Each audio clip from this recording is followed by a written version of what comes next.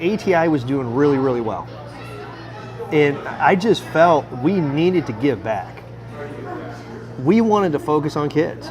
And I think people can relate to that. They can identify with that. So for us, it seemed like a logical expansion of what we do. It's easy to get behind. And just remembering what we do as a physical therapy company, we take care of people, we help people. So we do feel at ATI we have an obligation to take what we're getting at ATI, take the people, work with the caregivers, because that's really what we do, is we give care, and give back to the communities. It really is a sincere organization. It's an organization that really, really wants to help people and not employ people for a charity so they can have a job. It's really was put together to help.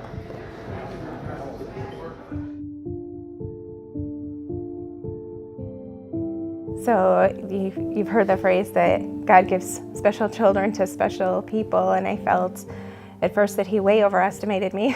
And we had a healthy pregnancy. Everything was going along beautifully.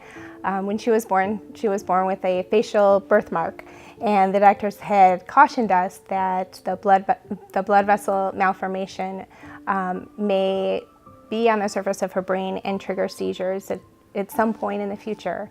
When she was 13 weeks old, she had her first seizure, and so she was hospitalized for a period of time, and gradually she became less and less responsive to medications. And so shortly before she turned 2, we were exploring surgical intervention. She was diagnosed with Sturge-Weber syndrome.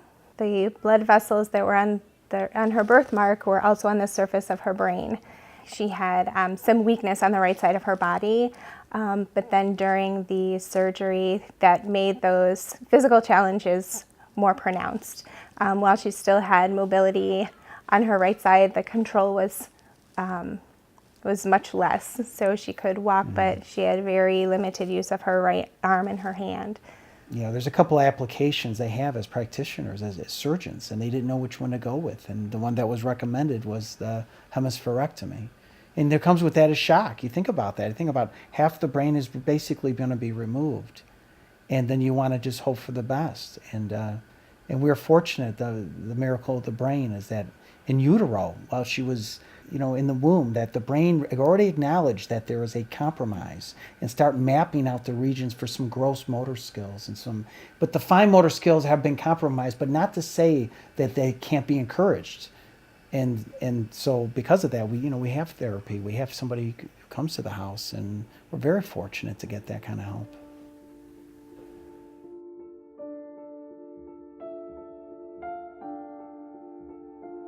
It was the first time I had ever heard the words arthrogryposis, and I, at that point, had been a nurse for at least 10 years and working in the medical field for 12 years. The doctor that diagnosed it had told me in his 30 years of practice, he had only seen it 3 times. But what it essentially is, it's a neuromuscular condition. It's a very wide spectrum depending on how certain people are affected in different ways. Alex is affected, basically, to explain it simply, is her nerves didn't communicate with her muscles. And, a lot of her muscles didn't develop at all. A lot of her muscles are underdeveloped. She just doesn't have the muscle there for whatever reason. Those nerves were not communicating and forming those muscles. Her arthrogryposis was diagnosed at my routine 19-week ultrasound. It was a long 4 months of pregnancy. Often encouraged to terminate the pregnancy because of her condition.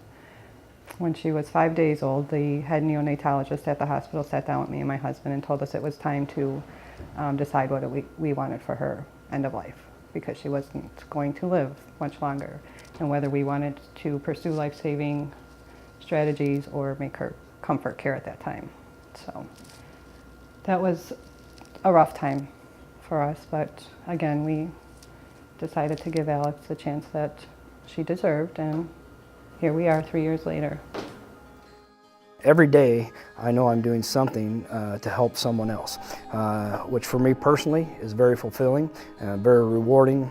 But it's not just a mission statement, and it's not just the fact that I know our foundation's helping kids. It's the fact that I really get to see it hand in hand on a day-to-day basis with these kids and the families. You know, my history with ATI dates back literally to clinic number 1. And what I've really come to appreciate is how jazzed up our employees get about it.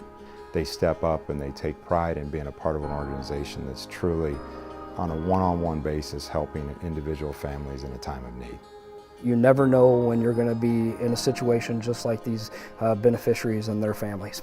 And because of that, you know, you hope every day is great, but if anything were to ever happen to my own family, I would want to know that there's a resource out there to help make a difference. And I think that's one of the things that our foundation does for these families. I do have, you know, 2 young boys, and I can only imagine, you know, if you're put in a situation where you're dealing with something unexpected or it's from birth, what have you, and if you are in a situation where you are stressed financially and or with limited resources, that just adds to the stress that situation would create. You can see right in that family's eyes and that mom or that dad or that child themselves, because they know what's going on, and they start to tear up a little bit, and it's you know, sometimes it's hard for us to make presentations, but in a good way, in a real happy and proud way. Throughout Maddie's infancy and her early childhood, we have been making so many different accommodations in many things that she did, just so that we could help her to experience things as just as any other child.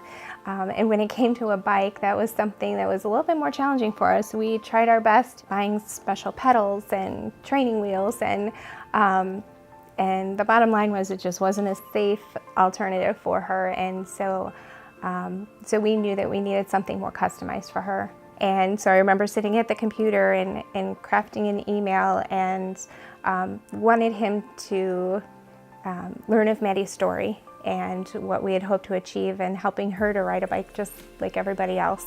And so I had emailed him, and the very next day he called, and I clearly remember listening to his voicemail, and he said, "We'd like to help your little girl."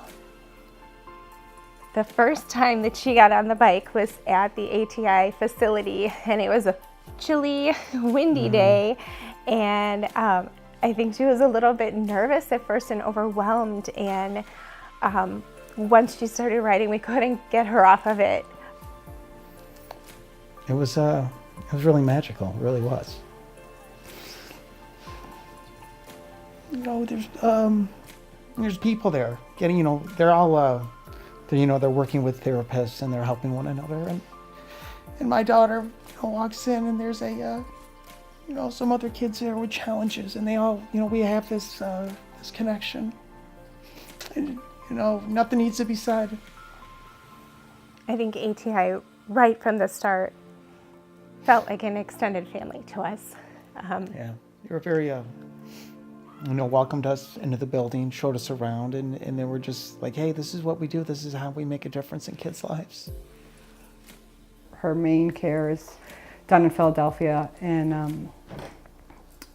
on average, we are out there every 3 to 4 months now, but during treatment time, she's out there every 2 weeks. The financial burden of that, as anyone, I guess, could imagine, is a lot, especially with 3 other children. And then Terry called me one day out of the blue. I didn't really even expect to hear anything, or, you know, he was just, I immediately felt that he was, you know, we had like this personal connection. Like, he knew me all along, and he knew Alex, and it was just, you know, I felt like Terry and I were best friends. Alex has come a very long way, and the ability in her arms have strengthened a lot in the past 2.5 years. She can roll like a champ, and that's how she gets around. That's her main form of moving around this house and anywhere she goes. And my thing with Alex is I want her to be out. I want her to be out there. I want her to be inspiring other people, because we have been told that there's so much she's not going to do. There's so much she can't do.